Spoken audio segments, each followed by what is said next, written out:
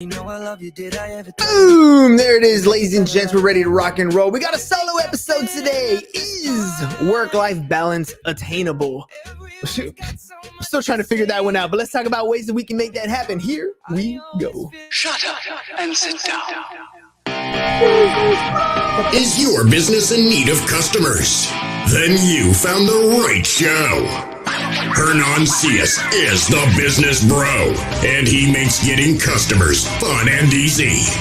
Watch, listen, and learn as each episode is designed to sell. Welcome to another episode of Business Bros. All right, ladies and gents, welcome. Let's do this thing. It's just me and all of you today. Guest couldn't make it, so here we go. Work-life balance. What is work-life balance? I got to start off with probably the most obvious thing for me is I don't 100% know if I have this solution. I don't think I do. And one of the main reasons why is because I believe it just doesn't exist. I don't think there is such thing as work-life balance. I think from the very onset of this thing, I mean, multitasking, for example, right?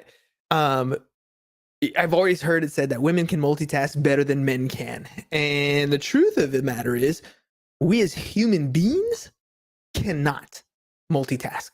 Our attention is only focused on one thing and one thing at a time. Sometimes our eyes can be focused on one thing, but our mind in another spot because we can only focus our attention on one thing. Now, we can do a lot of little tasks at the same time, right? One task and move on to the next task and then come back to this task. I don't know about you guys, but my tabs on my computer are a perfect example of what I think balance actually is. If you're like me, you have a million tabs open. I use Google Chrome and there's a bunch of tabs. There's even a method where you can drop down. If you right click on the tab, it'll group them. You can create subgroups of tabs in your browser, right? What does that mean? It means I'm not looking at every single tab all the time. I'm just pretending maybe that I can go and look at this tab and go back to work and what I was doing. And I'll give you another perfect example. So I have my Gmail inbox. I have my calendar. I have StreamYard. I have my CRM system open. I have my YouTube open. I have Canva open. I have all these different things for content creation, right? Oh, that's just tabs, not even counting the programs. And when I talk about you can't, balance doesn't exist, you can't do more than two things at once. I want to get a lot of things done in a day. And I'm sure most of you do too. You just can't. Not all at once, not you by yourself. Balance does not exist. Focus does. Right? So balance does not exist, but focus does. And I'm jotting here on my notes because I wrote a couple of different things that I wanted to talk about. Focus does exist, but balance does not. If I want to focus my attention on content creation, maybe it's creating clips for batch content, right? So a bunch of clips that we can put online. I'm going to have to sit there and focus my attention on that particular episode or whatever I'm clipping in that program. Focusing my attention on where do I want to make the cut? Where do I want to put a transition? Do I want to make this change? Do I want to add some B-roll? I'm focused. This is what I'm doing. But while I'm focused on this thing, this project that I'm trying to focus my attention on, that I'm trying to get accomplished because maybe it's going to move me in another direction or push me forward or whatever it is, I am not focused on my family. I am not focused on, schoolwork. I am not focused on video games. I'm not focused on sales calls. I can't. My mind can only do one thing at a time. Now, I can switch, right? Move over and say, okay, I'm done creating content. I'm going to make calls now. Or I am done making calls now. I am going to podcast. Or I am done podcasting. I am going to create, TikToks or Reels or whatever. I can shift. I can bounce from one thing to another. But that doesn't mean there's balance. So when you hear this constant thing about work-life balance, what does that mean? What does that actually entail? So, trying to define that for myself, I think is different than trying to define it for other people. You see, if I try to define what work-life balance is for you who is listening right now or watching, it's damn near impossible for me to define what your work-life balance is because I don't know what you value. I don't know what you're aspiring to do. I don't know what your focus is on.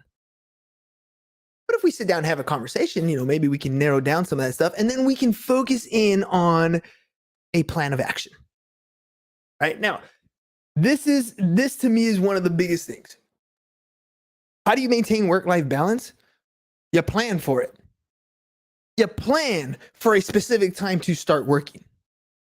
You plan for a specific time to stop working. You plan to reach a specific goal. Specific. Couldn't say that right. You plan to reach that specific goal. You plan to work out. You plan to eat better. You plan to create content. You make a plan. But that's not where it ends, right? Because we can spend most of our life in the planning phase, and we will start to feel this work-life off balance if all we do is plan. I mean, that happens in my life a lot. I feel like currently in this particular moment in my life, I feel like I'm doing that same thing. And I got to take a step back. I spent some time today journaling. Normally I do it in the evening, but I spent some time journaling to try to reflect on my thoughts. This morning I went for a run, and halfway through my run, I turned off all my music, all books, audios, nothing, just to be in my thoughts. Because I feel like I have this idea of what I believe my balance is for work. But it doesn't always necessarily pan out with what my kids believe is a balance, or my wife believes is a balance, or my friends believe is a balance. And that's okay too. Right? So be reasonable with yourself. Be reasonable with the plans and the goals that you set. There's this thing in business and in goal planning, big, hairy, audacious goals, right? Big, hairy, audacious goals. And for many people, I think setting a big, hairy, audacious goal is great. It gives you a focus, something to shoot for. But for a lot of people, and myself included, those big, hairy, audacious goals are fuzzy. They're not super clear for me. You know what's super clear for me? Tomorrow. I know exactly what I'm doing tomorrow. You know what's super clear for me? Right now. I know that it is podcast time and I'm jumping on this thing. And I'm going to make sure it's happening. But it's reasonable for me to have this in my time, in my calendar. It's reasonable for me to know that tomorrow morning I'm getting up and running. I know that it's reasonable that I'm going to stick to my healthy eating diet for the most part as best I can. Right? I make reasonable parts of my plans. And yes, there's a big, hairy, audacious goal. But because that goal is so out there, it's my North Star. Think about it. You go outside, you look at the North Star, you can find the North Star, but there's a lot of other stars in the sky. And the North Star gives you a great pointer, but it doesn't necessarily tell you exactly where you're going. And that's why I feel like those big, hairy, audacious goals, those give you an idea of where you want to go. It's a marker in the future. But it doesn't mean that you're actually going to reach that point. Because life changes and life alters and it moves. And, for me to have this big, hairy, audacious goal, and then in my life, I've entered into being a father, being a husband, being a teacher, being a mentor, being a podcast host. All those things pool from my time. To try to maintain some sort of work balance would be ridiculous. So be reasonable with the plan that you set for yourself. And for what's worked for me is the plan. Plans are great. Setting goals, fine. Having dreams and aspirations, awesome. But if your plan doesn't have action steps in it, and I mean things that you actually have to do, then all you're doing is dreaming. Right? And this crux, this catch-22 of making big dreams and lacking of action plans, I think I struggle with on a regular basis. This is where procrastination kicks in. This is where you're always searching for motivation. This is where you start to feel stressed out because you're not achieving what you wanted to achieve. And this is where you start to feel that idea of I'm out of balance. I've been talking to a lot of people on the show lately, and they have different interpretations of mindset, different interpretations of what we believe to be the pillars in our lives where we can maintain that balance. And for me, those three things, and people come at them in different ways, but for me, they are your health, your wealth, and your relationships. Right? Those are the three pillars in my life that I think are super focused, that bring me happiness, right? My health. I spend a lot of time on my health. I mean, running 6 miles every day, trying to eat right, doing a second workout in a day, which is like weights and sit-ups and all that stuff. Health is very important. And I've made time in my schedule for those things to happen. Wealth. I literally come on this show every day talking about business, trying to learn from other entrepreneurs, trying to implement marketing strategies and products and services for clients in the insurance space, taxes, real estate, all these different places. Wealth is always going to be a struggle for me. And I think the reason why is because every level that I get to, I set that big, hairy, audacious goal, and I'm working to that next one, right? And so even though I've reached a new level, I feel like I'm always at the bottom of where I'm going because there's always so much ahead of me. And yeah, I can stop and look at where I've come from and appreciate and be grateful for all the trials and tribulations and the accomplishments I've had. But remember, we're creatures that live in this moment today. And so even though you may have had a lot of success, or maybe you haven't, you're starting, both levels, the bottom and what we would think is the top, but where you're at today, you still are going to feel that offset of not being balanced, right? Because maybe it's one of those three pillars for me. The other one was relationships. And I am really good. I mean, braggadociously good at setting appointments. The evidence is in the podcast. But what I suck at, what I'm not very good at, is maintaining those relationships long term. I should do better at it. So when I look at my own life's perspective, health, wealth, and relationships, I see where my weaknesses are. I see the things that I need to work on. And because I know that they exist, because I see them as part of something that's off, I have an opportunity to fix them. But I've spent, I guess you can call it quality time, but I've spent a lot of time in silence, or in books, or in speeches, or in whatever it is amongst people, trying to figure out what makes them feel like they have that work-life balance. What makes them feel like they have achieved a level of success? How do they define success? And I've done a lot of that for a long time. And it wasn't until recently, until this year, where I started to look at this work-life balance as introspective versus, trying to ask everybody else how they feel about it. 700 plus interviews that we've done on this show. And one of the things I've learned is nobody knows the answers to everything. And the answers that work for one entrepreneur may not work for another entrepreneur. And it's crazy. That idea of, well, if you did it, then I can do it too. Because I strongly believe that. But the way you did it doesn't necessarily mean that that's the way I'm going to do it. I don't know. It's a trip. All right. Let's go back to the list. Okay, back to the list. So, another thing to help with your work-life balance, be willing to say no. Be willing to say no. I am a people pleaser. I definitely want you to like me. It's one of my biggest flaws. I want you to like me. In fact, I would, how can I put this? Let's see. I do things for people a lot because I'm always afraid that they're going to dislike me. That makes me say yes to a lot of things that I probably shouldn't have said yes to. But like the Joker, I'm a man of my word. And so when I say I'm going to do something, like I got to do it. But if you're willing to say no to more things, if you're willing to say, you know what, that doesn't fit in my calendar, I just don't have the time to do that. you are freeing up that time to do things that you want in your life, to add into your life some more time for those pillars that are important to you.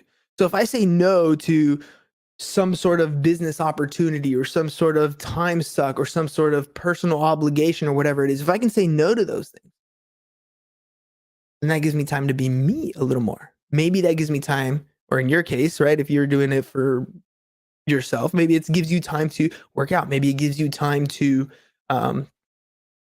build that side hustle, make that content.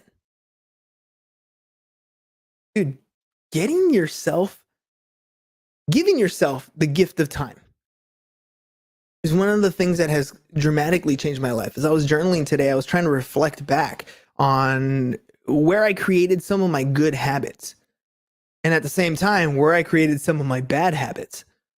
Because at the end of the day, the goal is to always start a new habit and replace an old bad habit, right? And so I remember when COVID first started, I decided that I was going to get myself in shape. And we started with the push-ups and the sit-ups and that sort of stuff, because I felt that part of my life was lacking. I'd always been an athlete growing up as a kid, played baseball, played football, did all those things. And then somewhere around my 30s, we get comfortable with being a parent, we get comfortable with our career, and we sort of let our bodies go by the wayside. And so when COVID happened, I decided I was going to take control of that aspect of my life, and I got down to doing some work, and I was reasonable with myself, right? I set an audacious goal. I set the goal of, I'm going to do 200 push-ups a day. Mind you, I hadn't done push-ups in a long time, so that was kind of hairy and audacious, but I was reasonable with myself. I said, I'm going to do 200 push-ups in a day. I'm going to give myself 4 hours to do that. Every hour my alarm will go off, and I will drop at that moment wherever I'm at, and I'm going to do my 50 push-ups. And if it takes me an hour to do my 50 push-ups, and it takes me the whole hour, and if I can do it in less, then great. Big, hairy, audacious plan was my focus, right? I wanted to make sure that I gave up some of my time and invested it in what I wanted to fix to maintain that balance again. I set a plan that was kind of audacious, but I made it reasonable for me to take action. And then I did it. And I heard this thing the other day, and I have this on my notes as well. Plan actions, not goals. There's so many people who plan these goals, but they don't take the action necessary. So if I planned the action every hour that my phone went off, I was going to drop and do push-ups. That was the action plan. The goal was to look like Ryan Reynolds in Blade. That's where I first saw my man crush, by the way, Ryan Reynolds. When Ryan Reynolds took off his shirt, I was like, dude, this guy's ripped dope. I want to look like that. So that was my goal, is to get in physical shape where, like Thor status, you take off your shirt and people are like, ooh, nice. That was the goal. But I was reasonable with my expectations. Because if you're not reasonable with your expectations, if you don't set this thing as it's not instantaneous, that it's going to take time, you're going to give up on yourself. Or worse, you're never going to start. And that's where the work-life balance falls. Because it's not a big deal if your life is slightly out of balance. But if you're not taking care of your health, and we're going through a pandemic, or worse, we're not even going through a pandemic anymore, but you're still not taking care of yourself, it starts to get scary. I have aunts, uncles, that are going through their own health issues. And we're Mexican, dude, so diabetes is really prevalent, heart disease, cholesterol, all these things. And it's scary to see some, family members begin to experience the negative aspects of a lifelong imbalance when it comes to their health. It's sad. It's scary. But it's also a warning. Now, I had the opportunity this weekend. I was in Las Vegas, so that's why I was gone for a couple days. And I was sitting with one of my wife's aunts, and we were talking about health and the struggle that it takes to make some of these changes. But the reason she's making these changes is because she literally goes to the doctor and they give her basic, like, life-threatening news. change or this will happen. There are plenty of stories out there where people are like, hey, you go to the doctors, we're going to have to chop off this foot if you don't make a change. And people make that change. Fear is a big motivation for change. It just is.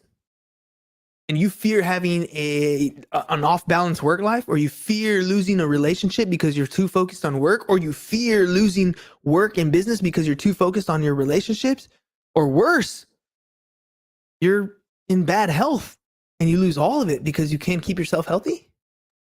I get it. The health side, there are things that are uncontrollable, genetics and all these types of things. And that's sad, of course. But for most people, these are things that you can do for yourself. And when I was talking to my aunt the other day, it was cool to hear her say stuff like, I just cut out sodas and that made a big difference. You know, I dropped so much weight and I know you can't tell, but I can feel the difference. This is your life getting back into balance. It's not balanced because you've lost 150 pounds and you're super ripped and all that stuff. No. That's the end result. That's you balancing the scales and getting to that next spot. All right, next section. One thing. There's a book called The One Thing.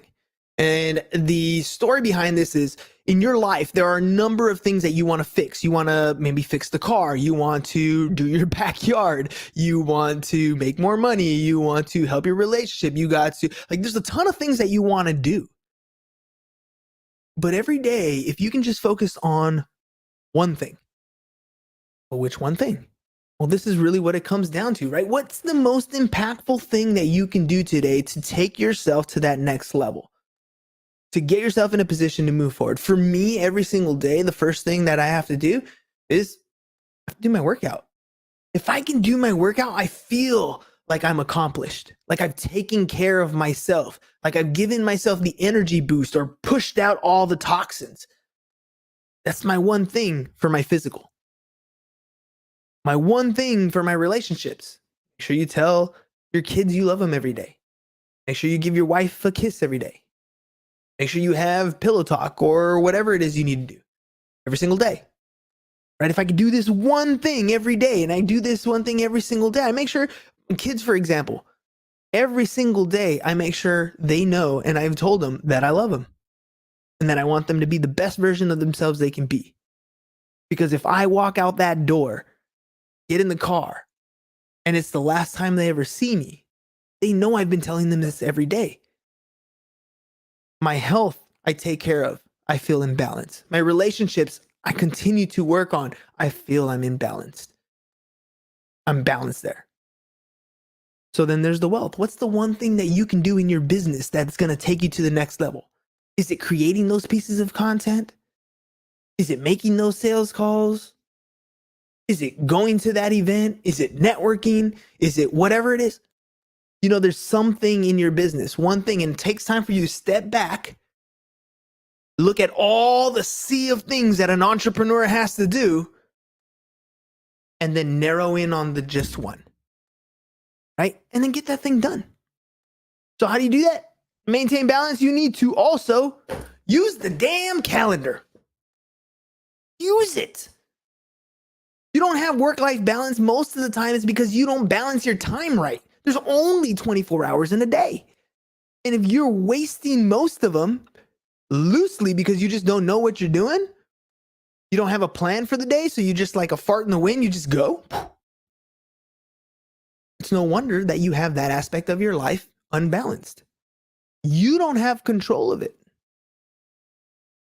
You're kind of just, I'll figure it out later. We don't want to face that demon, right? But the calendar helps us do those things. So I know on my calendar, first thing I do when I wake up in the morning is 4:30 a.m. We're going to get ready. We're going to go work out. I know that at a certain time I have to make sure I leave the house. I mean, I'm a teacher, so definitely most of the teaching days are set on a calendar. Bell rings, you keep going, right? But what happens after that? Sometimes it's days that I got to pick up my kids after school. So other times it's days that I got to go meet, have lunch with somebody. Other days it's come home and work on ads. Other days it's different things, but make sure you have it on your calendar. I live and die by my calendar. My kids' soccer practice schedule is on my calendar. Date nights are on the calendar. The calendar is the thing that's going to save you. It's going to relieve some of that stress. You can easily see what you got going on, what you got scheduled for the next week, month, or whatever. The podcast, for example, is booked out 10 weeks in advance. I literally book out my vacation times for an entire year ahead of time before I even open up the year calendar, because the podcast will fill up. And this is part of my life. This podcast is part of my work life balance. It makes me happy when I hop on the show, when I'm creating content, when I'm meeting new entrepreneurs. I'm fascinated by business. I love learning everything I possibly can from books and authors and experienced entrepreneurs, which is why I'm on the show every day. This is why I do this thing. I'd be doing it even if it wasn't live. I'd just be doing it just because I'd be doing it. It brings me happiness on the wealth side. It brings me happiness on my relationship sides. Building new relationships. Can I get better at all those things? Absolutely. Do I have the answer to everything? Hell no. Am I trying to figure it out as I turn 40? Still. But that's okay too. There's no such thing as work-life balance. It's just what you want to focus on. Here's the last thing I want to say before we head out for today. If you're worried about work-life balance, if people are stressing you out in your work-life balance, maybe it's, I'll go with relationships. It could be in your wealth section, dependability. It's because of the expectations that you set on other people. There's one thing that's for sure is that other people will let you down. Right? I'm not saying other people are bad or anything like that. All I'm saying is what you expect to get done, what you would do is different from what other people would do. And you're destined to hurt your work-life balance, or you stress yourself out when you set expectations on other people. Because at the end of the day, they're going to let you down. Now, if you're clear about what you want done with these expectations, you set your systems in place. My best example I got is like McDonald's, right? When you walk in, you know how to clock in, you know how to take orders, you know how to process things. Like, the expectations are set because the process is in place. But when you set expectations on other people, like you expect them to care as much about your business as you do, to be motivated to work out when you want to work out, to have those feelings when you're ready to have those feelings, that's where the mistakes happen. Don't expect other people to think and feel and do what you do at the same level that you can do it. They're going to do it at their level. They're going to do it in their way, and they're going to do it on their time. Now, if you take the time to develop your processes, that'll help mitigate that stuff. But as long as you set expectations on other people without having a process in place, you got to be prepared to be disappointed. And if it's part of your work-life balance, you're going to feel stressed and out of balance. Just don't set those expectations on other people. Just give them processes, give them systems, give them things to work on. But their other expectations, good luck with that. All right, ladies and gents, work-life balance. I enjoy doing the show every single day. I hope you guys are enjoying it as well. Make sure, if you do me a favor, if you can, our number one rule in business is to be of service to others. So if you can do me a favor, just a friendly reminder to like, share, and subscribe, because, every time you do, you help an entrepreneur find a customer and a customer find a solution to their problem. So hit me up if you guys have any questions, content creation, podcast creation. We're here to help. businessbros.biz. We'll see you guys again manana. Peace. And we're out. Thanks for watching The Business Bros. If you're ready to get more clients and want to work with The Business Bro, visit our website, www.businessbros.biz, and click on the Need More Customers button, or learn how to generate more referrals with our video testimonial packages. Go to www.businessbros.biz and start getting more